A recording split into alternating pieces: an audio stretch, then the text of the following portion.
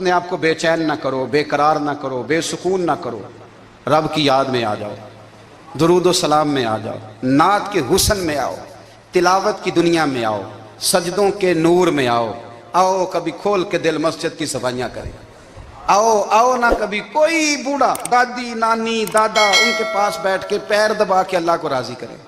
یہ کیف والی جگہ ہیں، یہ سرور والی جگہ۔ اتنی بے چین ہماری زندگی ہے، بے قرار ہے، تڑپتے ہوئے لوگ، لڑتے ہوئے لوگ، ایسے لگتا ہے ابھی ایک دوسرے کا گریبان تھام لیں گے، بے قرار بے چین۔ کسی کو انتظار کا کہا جانا کہ 10-20 منٹ کسی کا انتظار کرو، تو بعض لوگوں مجھے ایسے لگتا ہے جیسے ان کا کلیجہ پھٹ جائے گا، ڈاکٹر کے انتظار میں بیٹھے ہیں تو بڑے پریشان ہیں۔ کسی کو ملنے گئے ہیں کو آدھا گھنٹہ بیٹھنا پڑ گیا تو بڑی دقت میں ہیں۔ اپنے آپ کو سکون دیں۔ آپ یقین کریں بڑا مزہ آتا ہے، کبھی کسی کا انتظار کرنا پڑے تو 2-4 تسبیح درود شریف پڑھی جاتی ہے، یعنی ذوق بن جاتا ہے کہ چلو اللہ نے موقع دیا ہے، کوئی سرکار کو یاد کر لیں، تنہائی مل گئی۔ ہمارا مزاج جس سختی کا شکار ہے، وہ سختی آہستہ آہستہ ہمیں زیادہ آزمائش میں ڈال گئی۔ تو میرے بھائی، زندگی میں اطمینان حسن ہے، اور وہ سب سے زیادہ اللہ کی یاد میں ملتا ہے، وہ سب سے زیادہ رب کریم کے ذکر میں۔ سب سے زیادہ جو چاہتا ہے نا دل ٹھنڈا رہے، زبان میٹھی رہے، وہ مدینے والے محبوب پہ درود و سلام پڑھا کرے، وہ حضور پہ درود و سلام پڑھا کرے، زبان میٹھی رہے گی۔ میرا ذاتی تجربہ ہے کہ جو آدمی اپنے اخلاق سنوارنا چاہے وہ حضور پہ درود شریف پڑھے، جو اپنے اخلاق سنوارنا چاہے، طبیعت کو ٹھنڈا رکھنا چاہے، وہ درود شریف پڑھے، اس کا دل سکون میں آئے گا۔ کچھ کام اور ہیں زندگی میں اطمینان کے لیے، ان کا ہونا بھی بڑا ضروری ہے۔ سب سے پہلے اگر آپ چاہتے ہیں نا زندگی میں سکون ہو تو حقیقتوں کا سامنا کرنا سیکھیں۔ آپ جو ہیں وہ رہنا سیکھیں، جو آپ نہیں ہیں وہ بننے کی کوشش نہ کریں۔ حقیقت کا سامنا کرو گے تو زندگی اطمینان میں آ جائے گی۔ ہم نے نا بہانے بنا لیے ہیں، ہیلے بنا لیے، جھوٹ کے سہارے اپنے آپ کو اونچا کر لیا۔ ایک آدمی سے کہا جاتا ہے تو رشوت نہ لے، تو کہتا ہے میں غریبوں سے نہیں لیتا۔ تو میرا سوال یہ ہے کہ امیروں کا حساب لینے کی اللہ نے تیری ڈیوٹی لگائی ہے، تیرے ذمہ لگایا ہے کہ تو امیروں کا حساب کر، تمہیں کیا ضرورت پڑی ہے؟ ہم نا بہانہ کرتے ہیں، رشوت لینے والے کا الگ بہانہ ہے اور سفارش والے کا الگ بہانہ ہے۔ حقیقت کا سامنا کریں، حقیقت کا۔ جو میرے ذمہ داریاں ہیں وہ میں نے پوری کرنی، جو آپ کی ذمہ داریاں ہیں وہ آپ جان نہ چھڑائیں، حقیقت پسند بنیں۔ میرے رسول کریم، پھر پڑھیے درود شریف، صلی اللہ تعالی علیہ وسلم۔ حضور صلی اللہ علیہ وسلم نے فرمایا کہ میری بیٹی سیدہ فاطمہ الزہرا رضی اللہ تعالی عنہا صرف جنتی نہیں، جنتی عورتوں کی سردار ہے۔ لیکن حضور نے یہ بھی فرمایا کہ فاطمہ یہ خیال رکھنا اگر اللہ نے حساب پوچھا تو حساب تم نے خود دینا ہے۔ حقیقت کی طرف توجہ کرائی حضور نے، وہ صرف جنتی نہیں، جنتی عورتوں کی سردار ہیں، پر حقیقت کی جانب توجہ۔ میں حقیقت یہ ہے کہ اگر مالک نے حساب پوچھا تو اس کی تیاری بھی کرنی ہے۔ دیکھیں نا، ہمیں کچھ یقین نہیں، اللہ معاف کرے کہ ہمارا حساب کیسا ہوگا، لیکن کتنے آزاد ہیں۔ یعنی بڑی دلیری سے بندے کہتے ہیں فجر نہیں پڑھتا جی، 3 پڑھتا ہوں جی، شاہ رہ جاتی ہے جی، کپڑے صاف، بڑی دلیری سے۔ اور سیدہ فاطمہ الزہرا نے ساری رات مصلی باز رکھا ہے، حالانکہ انہیں یقین تھا کہ رب مجھے بغیر حساب کتاب جنت دے گا۔ حقیقت کا سامنا کریں، جو حقوق آپ کے ہیں وہ آپ نے ادا کرنے ہیں، جو ذمہ داریاں ہیں وہ ذمہ داریاں ہیں۔ دیکھیں نا، حضرت موسیٰ کلیم اللہ علیہ السلام کے پاس اسرائیل روح نکالنے آئے تو حضرت موسیٰ نے تھپڑ مارا، آنکھ نکال دی، واپس گئے۔ اللہ انہوں نے تو جلال فرمایا ہے، کہا موسیٰ علیہ السلام سے کہیے بیل کی پشت پر ہاتھ رکھیں، جتنے بال ان کے دستے مبارک کے نیچے آئیں گے اتنے 1000 سال ان کی عمر بڑھا دی جائے گی۔ یعنی میرے کان میں کوئی بتا دے کہ جناب 60 سال بڑھ گئی، یا آپ کے کان میں کوئی کہہ دے تو خوشی ہوتی ہے کہ نہیں؟ لیکن یہ حقیقت پسندی نہیں، اس لیے کہ 60 بھی گزر جائیں گے، 70 بھی، یہ حقیقت نہیں۔ حضرت موسیٰ کلیم، چلے میں مثال دیتا ہوں، سمجھ لے 10 بال، حالانکہ بہت زیادہ آتے ہوں گے، 10 بال اگر حضرت موسیٰ کے ہاتھ کے نیچے آئے تو 10,000 سال تو عمر بڑھ گئی نا۔ 10 یعنی 10 سال نہیں، 10 100 نہیں، 10 بہت زیادہ تھی نا۔ حضرت موسیٰ کلیم اللہ علیہ السلام سے آ کے عرض کیا گیا حضور بیل کی پشت پر ہاتھ رکھیں، جتنے آپ کے ہاتھ کے نیچے بال آئیں گے اتنے 1000 سال عمر بڑھ جائے گی۔ تو حضرت موسیٰ نے حقیقت پسندی والی بات کی، فرمایا پھر کیا ہوگا؟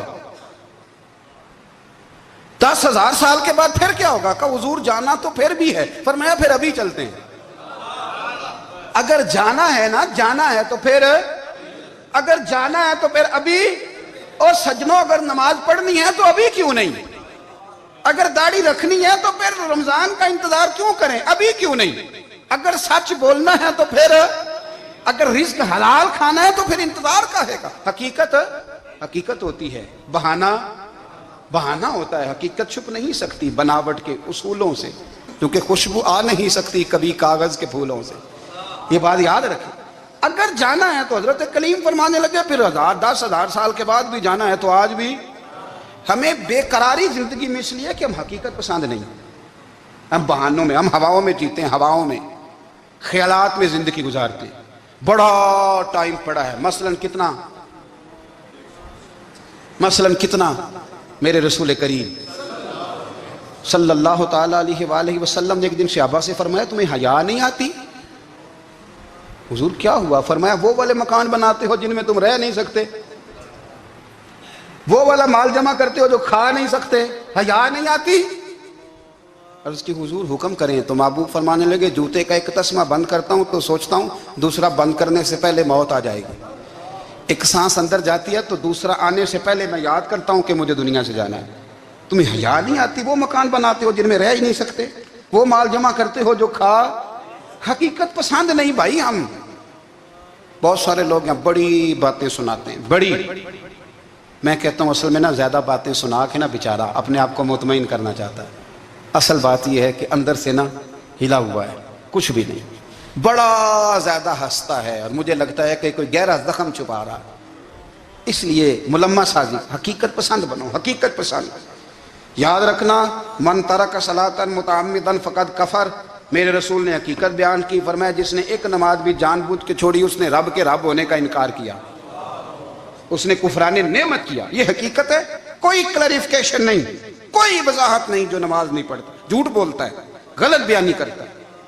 جو شخص رزق حرام کما کے کہتا ہے کہ اس کے بغیر گزارا نہیں چلتا، وہ جھوٹ بولتا ہے، اس لیے کہ رب فرماتا ہے جب تجھے پیدا کیا ہے تو تیرا رزق میرے ذمہ ہے۔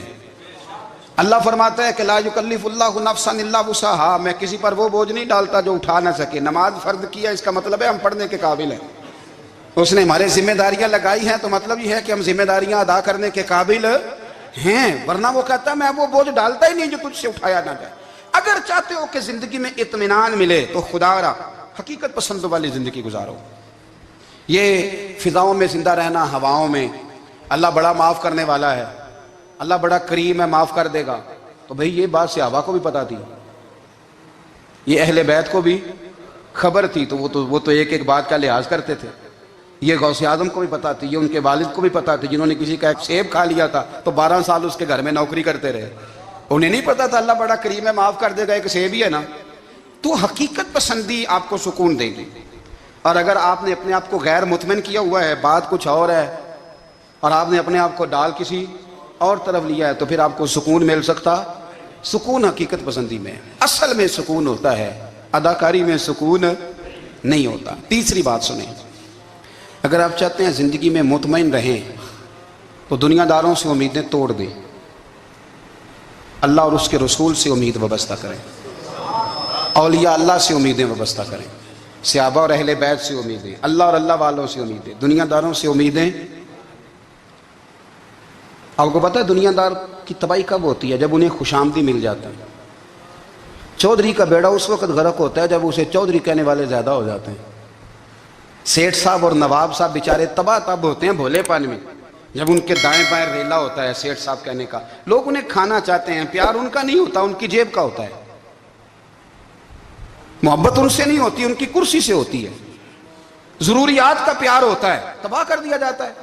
ہماری ساری توقعات دنیا داروں سے وابستہ ہو گئی ہیں، ناراض نہ ہونا۔ پیروں نے، مولویوں نے، درویشوں نے، انہوں نے بھی سیٹ رکھے ہوئے جلسوں کی صدارت کرانے کے لیے، یعنی مذہبی جلسہ ہے، اس میں بہت زبردست پڑھے لکھے صاحب تقوی عالم کا خطاب ہے، اور کی صدارت وہ بندہ کر رہا ہے جس نے عشاء کی نماز بھی نہیں پڑھی، وہ بندہ صدارت کر رہا ہے، کیوں؟ اس لیے کہ اس نے لاکھ روپیہ دیا محفل میں۔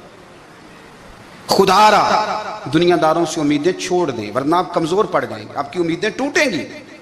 کتنا کمزور ہے وہ شخص جو 2-4 ہزار کے لیے کسی بندے کی چاپلوسی کرتا ہے، اس کے پیچھے بھاگتا ہے، خوش آمدیں کرتا ہے، تھوڑے سے نوٹوں کے لیے۔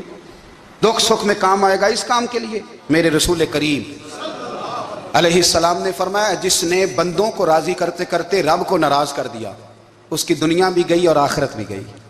और फरमाया, जिसने बंदों की परवाह नहीं की, अल्लाह को राजी किया, फरमाया अगर रब राजी हो गया तो लोगों के दिलों में भी मोहब्बत पैदा फरमा देगा। क्या ज़रूरत है खुशामद करना दुनियादारों की, सेठों की, नवाबों की, चापलू। और मैं आपको एक बात बताऊं, होता पता क्या है, ये जो हुब्बे जा और हुब्बे बा होती है ना, इससे पेट नहीं भरता। आपको अगर खुशामद करनी है तो फिर आपको सारी ज़िंदगी करनी है। फिर उनको भी पता होता है कि ताल्लुक़ किस बुनियाद पर है, इसमें कभी भी खुलूस पैदा नहीं होता। आप बेचैन रहते हैं, बेकरार रहते हैं, आपको तकलीफ़ रहती है हमेशा। कभी भी दुनियादारों से उम्मीदें वाबस्ता ना करें। एक बात सुने बड़ी शानदार, इमाम गज़ाली ने लिखी है। इमाम गज़ाली फरमाते हैं कि हारून रशीद ना हज करके वापस आया बगदाद में, तो कोने में हज़रत बहलोल दाना बैठे थे। रश बहुत था, मजमा बड़ा था। हज़रत बहलोल दाना भी सड़क के किनारे बैठे थे, तो सिपाही कहने लगे यहाँ से उठ जाओ। फरमाने लगे हारून रशीद की ज़मीन नहीं, ज़मीन मेरे रब की है, मैं क्यों उठूँ। वो करीब से गुजरा तो सलाम ली, तो आपने उसका प्रोटोकॉल देखा तो फरमाने लगे हारून रशीद तुझसे तगड़े तगड़े मोटे मोटे प्रोटोकॉल मैंने लोगों के देखे हैं, और ये जो तेरे दाएं बाएं आज तेरे नारे लगा रहे हैं, ये पहले उन लोगों के नारे लगाया करते थे। और थोड़ा वक्त गुजरने दे, जो तेरे बाद आएगा ना, ये सारे फिर उनके नारे भी लगाएंगे। तू झूठ की दुनिया में जिंदा है, इनसे तूने उम्मीदें वाबस्ता की हैं, ये कल उसके नारे लगाएंगे। उसके दिल पे बड़ा असर हुआ, घोड़े से उतर आया, आगे कहने लगा हुजूर आपने मुझे बड़ी अच्छी नसीहत की है, मेरा दिल बड़ा ठंडा हुआ है। मैंने सुना है आप मकरूज हैं, कुछ लोगों का कर्ज, तो मुझे कोई हुक्म ही कर दें। आप हंसने लगे, फरमाने लगे यार तू तो बड़ा ही बेवकूफ़ है, बड़ा ही बेवकूफ़ है तू, मैं तुझे नसीहत कर रहा हूँ, तू मुझे उलझा रहा है। हुजूर कोई हुक्म कर दें। क्या खूबसूरत अंदाज है रब करीम के बंदों का। हज़रत बहलोल दाना फरमाने लगे तेरा रब कौन है। कहा अल्लाह। तो फरमाया मेरा कौन है। कहा अल्लाह। फरमाने लगे ये तो नहीं ना हो सकता कि अल्लाह हारून रशीद को देता रहे और बहलोल दाना को भूल ही जाए।